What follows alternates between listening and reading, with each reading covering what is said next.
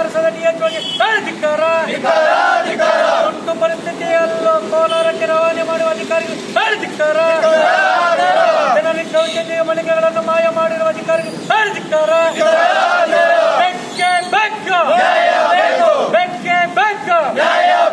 ಸರ್ಕಾರ ರಾಜ್ಯ ಸರ್ಕಾರ ಹೋಗಿರುವ ಜನರಿಗೆ ಆಸ್ಪತ್ರೆಗಳಲ್ಲಿ ಈ ಕೂಡಲೇ ಹುಡುಕಿ ಕೊಡಲೇಬೇಕು. ಬಡವರಿಗೆ ಅನುಕೂಲವಾಗುವ ಜನರಿಗೆ ಔಷಧಿ ಮಳಿಗೆಗಳನ್ನು ಹುಡುಕಿ ಕೊಡಲೇಬೇಕು. ಬೆಂಕಿ ಬೇಕು, ಬೆಂಕಿ ಬೇಕು. ಹೆರಿಗೆಗೆ ಬರುವ ಬಡ ರೋಗಿಗಳನ್ನು ಕೋಲಾರ ಜಿಲ್ಲಾ ಆಸ್ಪತ್ರೆಗೆ ರವಾನೆ ಮಾಡುವ ಅಧಿಕಾರಿ ಧಿಕ್ಕಾರ. ಯಂತ್ರೋಪಕರಣಗಳನ್ನು ಕೊಠಡಿಗಾಗಿ ಬೀಗ ಹಾಕಿರುವ ಅಧಿಕಾರಿಗಳಿಗೆ ಧಿಕ್ಕಾರ. ಬೆಂಕಿ ಬೇಕು, ಬೆಂಕಿ ಬೇಕು. ನಾರಾಯಣ ಅಂತೇಳಿ ಏನು ಕೋಟಿ ಕೋಟಿ ಖರ್ಚು ಮಾಡಿ ನಾವು ಲಂಚ ಕೊಟ್ಟಿದ್ದೀವಿ, ಅಧಿಕಾರಕ್ಕೆ ಬಂದಿದ್ದೀವಿ, ವೈದ್ಯರಾಗಿದ್ದೀವಿ ಅಂತ ಹೇಳ್ತಾರೆ. ಆದರೆ ಇವತ್ತು ಸರ್ಕಾರಿ ಆಸ್ಪತ್ರೆಗಳು ಬಡವರ ಪಾಲಿಗೆ ಮುಳ್ಳಿನ ಹಾಸಿಗೆಯಾಗಿ ಖಾಸಗಿ ಆಸ್ಪತ್ರೆಗಳಿಗೆ ಏನು ಲಂಚ ಆದರೆ ಕಮಿಷನ್ ಪಡೆದು ಇಲ್ಲಿಗೆ ಬರುವ ಒಬ್ಬ ಬಡ ರೋಗಿ ಹೆರಿಗೆಗೆ ಅಂತೇಳಿ ಬಂದ್ರೆ ಅವರ ಸಂಬಂಧಿಕರಿಗೆ ನಾನಾ ಹೇಳಿ ಮಗು ಅಡ್ಡ ತಿರ್ಕೊಂಡ್ಬಿಟ್ಟಿದೆ, ಕಕ್ಕಸ್ ತಿನ್ಬಿಟ್ಟಿದೆ, ಮಗುಗೆ ಜಾಂಡೀಸ್ ಬಂದ್ಬಿಟ್ಟಿದೆ ಅಂತೆ ನಾನಾ ರೀತಿಯ ಅನುಮಾನಗಳು ಬರೋ ರೀತಿ ಅವರ ತಲೆ ಕೆಡಿಸಿ ಅವರನ್ನು ಜಿಲ್ಲಾಸ್ಪತ್ರೆ ಕೋಲಾರ ಜಿಲ್ಲಾಸ್ಪತ್ರೆ ಮೆಡಿಕಲ್ ಕಾಲೇಜಿಗೆ ರೆಫರ್ ಮಾಡುವಂತ ದಂಧೆ ಹೆಚ್ಚಾಗಿದೆ. ಅದರಂತೆ ಬಡವರಿಗೆ ಅನುಕೂಲವಾಗಲೆಂದು ಕೇಂದ್ರ ಸರ್ಕಾರ ಜನರಿಗೆ ಔಷಧಿ ಮಳಿಗೆ ಅಂತ ಹೇಳಿದ್ವು. ಇವತ್ತು ಜನರಿಗೆ ಔಷಧಿ ಮಳಿಗೆಗಳೇ ಇಲ್ಲ. ಯಾಕಂದ್ರೆ ಅಂಗಡಿ ತೆರೆಯೋದಕ್ಕೆ ಜಾಗ ಇಲ್ಲ ಅಂತ ಹೇಳಿದೆ. ಪುರಸಭೆ ಅಧಿಕಾರಿಗಳಿಗೆ ಬೇರೆ ಖಾಸಗಿಯವರಿಗೆ ಲಕ್ಷ ಲಕ್ಷ ಲಂಚ ಪಡೆದು ಅವರಿಗೆ ಖಾತೆ ಮಾಡ್ಕೊಳ್ಳೋಕ್ಕಾಗ್ತದೆ.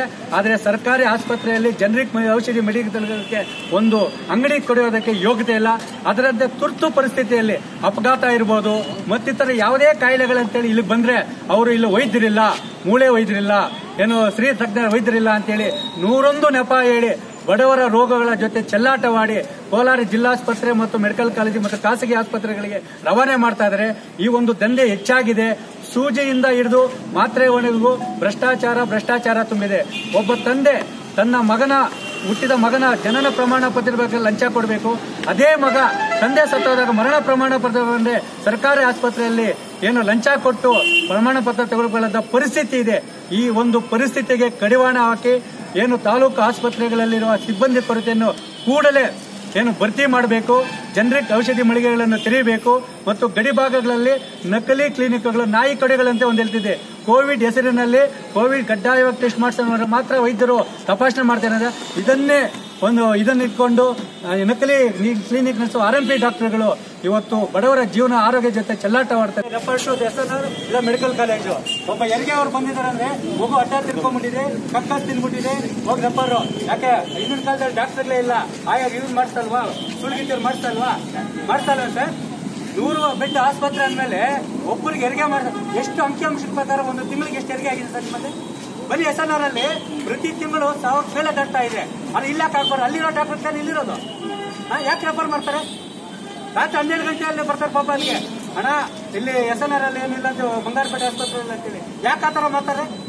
ಯಾಕೆ ಮಾಡ್ತಾರೆ? ರಿಕ್ರೂಟ್ಮೆಂಟ್ ಇಲ್ವಾ? ಇರೋ ಯಂತ್ರೋಪಕರಣಗಳು ಕರೆಕ್ಟ್ ಆಗಿ ಸಿಬ್ಬಂದಿ ಕೊಡ್ತಾರೆ ಅಂತೇಳಿ ಒಟ್ಟರಿಗೆ ಬಿ ಹಾಕಿದ್ರಲ್ಲ, ಯಾಕೆ ತರಿಸಬೇಕಾಗಿತ್ತು? ಯಾವ ಇಕ್ವಿಪ್ಮೆಂಟ್ ಯಾವ ಮಿಷನ್ ಇದೆ? ಎಕ್ಸ್ರೇ ನೋಡು ಕೆಟ್ಟೋಗಿರ್ತದೆ, ಯಾವ್ದು ನೋಡು ಅಟ್ಲೀಸ್ಟ್ ಒಂದು ಜೆರಾಕ್ಸ್ ಮಿಷನ್ ಕೂಡ ಕೆಟ್ಟೋಗಿರ್ತದೆ ಸರ್ಕಾರಿ ಆಸ್ಪತ್ರೆಯಲ್ಲಿ. ಖಾಸಗಿ ಆಸ್ಪತ್ರೆಯಲ್ಲಿ ಎಲ್ಲ ಇರ್ತದೆ. ಅದಕ್ಕೆ ಏನ್ ಸಂಬಂಧ ಇರ್ತದೆ? ಅಲ್ಲಲ್ಲ, ನಾವು ಕಣ್ಣಾರ ನೋಡಿದ ಮೇಲೆ ಹೋರಾಟ ಫಿಕ್ಸ್ ಮಾಡಿದ್ದು. ಆಕ್ಸಿಡೆಂಟ್ ಆಗಿ ಇಲ್ಲಿ ಬಂದಿದ್ದಾರೆ, ತಮಿಳಲ್ಲಿ ಮಾತಾಡ್ಕೊಂಡು ಅವ್ರು ಕನ್ನಡ ಬರಲ್ವಾ? ನಮಗ್ ತಮಿಳು ಬರಲ್ಲ, ತಮಿಳಲ್ಲಿ ಮಾತಾಡೋರು. ನೀವೆಲ್ಲ ಒಂದ್ ಹೇಳ್ತೀನಿ ಕೇಳಿ, ಒಂದು ದಿನಕ್ಕೆ ಏನಿಲ್ಲ ಅಂದ್ರೆ 2-3 ರೆಫರ್ ಆಗ್ತಾ ಇರ್ತಾರೆ SNRಗೆ. SNR ಇಂದ ರೆಫರ್ ಟು ಮೆಡಿಕಲ್ ಕಾಲೇಜು. ಹೆರಿಗೆ ಮಾಡ್ಸಕ್ ಏನಾಗಿದೆ? ಅವ್ರು ಇದಾಗಿಲ್ವಾ? ಅವ್ರು ಡಾಕ್ಟರ್ ಅಲ್ವಾ? ಡಾಕ್ಟರ್ ಅಲ್ಲ ಯಾಕೆ ರೆಫರ್ ಮಾಡ್ತಾರೆ? SNR ಅಲ್ಲಿ ಮಾತ್ರ ರೆಫರ್ ಮಾಡಿದ್ರೆ ಅಲ್ಲಿ ಮಾತ್ರ ನಾರ್ಮಲ್ ಡೆಲಿವರಿ ಆಗ್ಬೋದು. ಆಯ್ತು, ಇಲ್ಲಿ OT ಇಲ್ವಾ? OT ಇದೆ ಇಲ್ವಾ? OT ಇದ್ರು ಸಹ ಯಾಕೆ ರೆಫರ್ ಮಾಡ್ತೀರಾ? ಎಮರ್ಜೆನ್ಸಿ ಆಪರೇಷನ್ ಮಾಡ್ರಿ. 7:30 ರಾತ್ರಿಗೆ ನಾನೇ ಕರ್ಕೊಂಡ್ ಬಂದಿಲ್ಲಿ. ರಾತ್ರಿ 12-1 ಗಂಟೆಗೆ ಆಗಿಲ್ಲ, ಬೆಳಿಗ್ಗೆ 5 ಗಂಟೆ ಕರ್ಕೊಂಡು 1 ಅವರ್ ಡೆಲಿವರಿ ಆಗಿದೆ. ಏನಾಗ್ಬೇಕು? ಅವರಲ್ಲ ರೆಸ್ಪಾನ್ಸಿಬಲ್ ಯಾರು? 11-11:30 ಅದು ಬರೋದಿಲ್ಲ.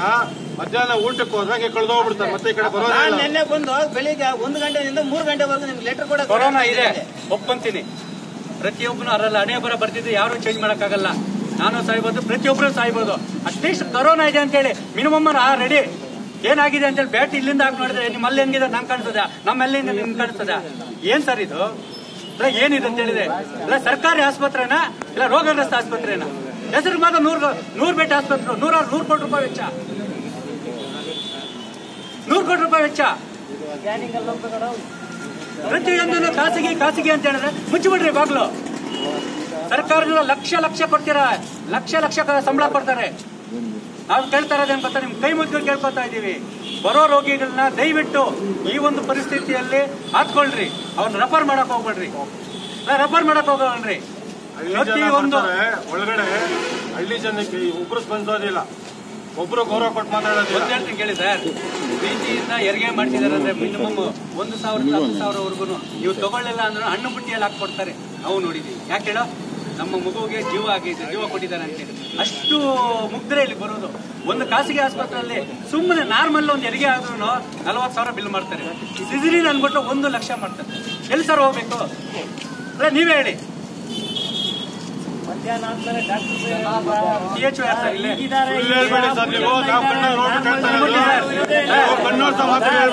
ಬಂದ್ರೆ ಸುಮ್ಮನೆ ಏಟ್ ಬಿದ್ರೆ ನೀವು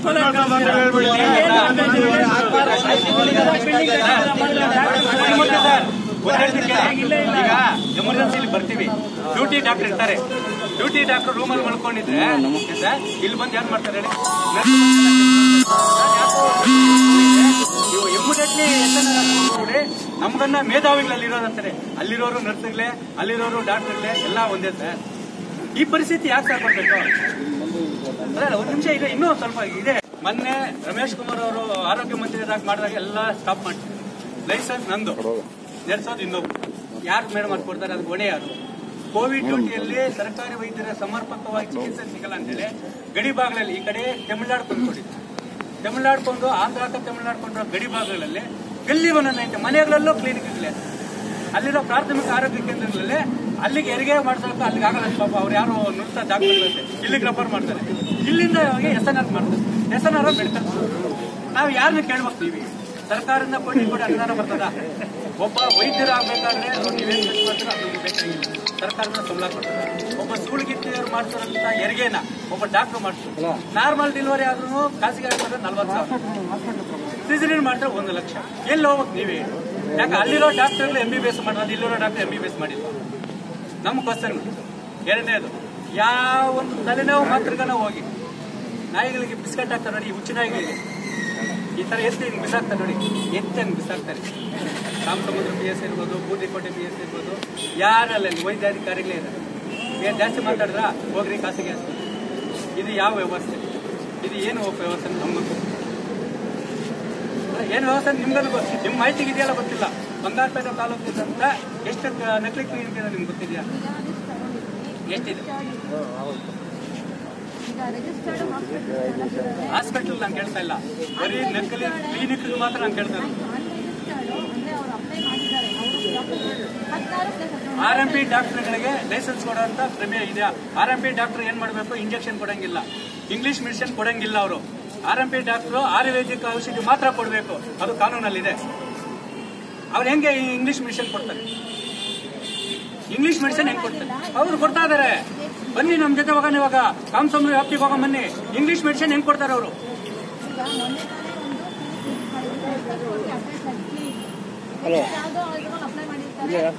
ನಾವು ಅದೇ ಹೇಳ್ತಾ ಇರೋದು. ಈಗ ನಾನು ಫಸ್ಟ್ ಡಾಕ್ಟ್ರು ನಾನು